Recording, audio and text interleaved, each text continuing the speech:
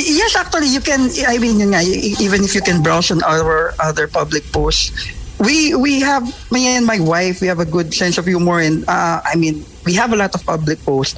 So that's why I think people, and that's what bothered me, how people started to judge the whole thing based on one post. I mean, and then it's social media, Mark. Know us already. I mean, it was my fault. It was a public post, so I'm partly to blame with that. But that's why I really tried hard to call so that I can address it. Okay, so how did that part? How did the wifey take it? I mean, after she read it, did she laugh? No, before she read it, I told her those things directly.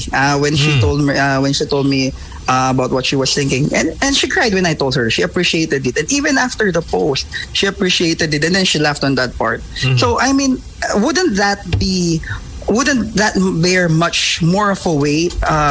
How the person I am addressing accepted it. Because what happened is people started to interpret it, of course, based on their interpretations, of course, without even considering what was the interpretation of the person to whom the message was really about. Did he take it lightly? Was she happy with that message? I can ask her. She really liked the message. She was touched. She cried and told me that those were the words those were the exact words she needed to hear at that time. And I also want to clarify another thing kasi the conclusion is she is a full-time housewife. Yun ang naging karamihan ng mga comments.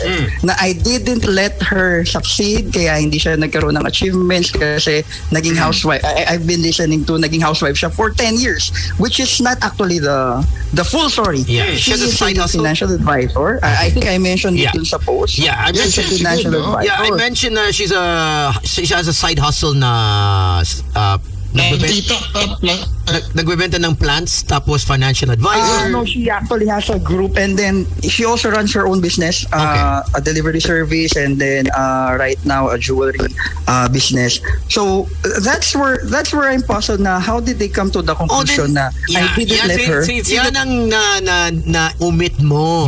Sana. Yes, I think. Pero yung sa financial advisor kasi that's the only thing I did mention na kasi yung sa business she said na it's better if not na lang if I just delete it. So yun ang the financial advisor. Diba? That's where I focus.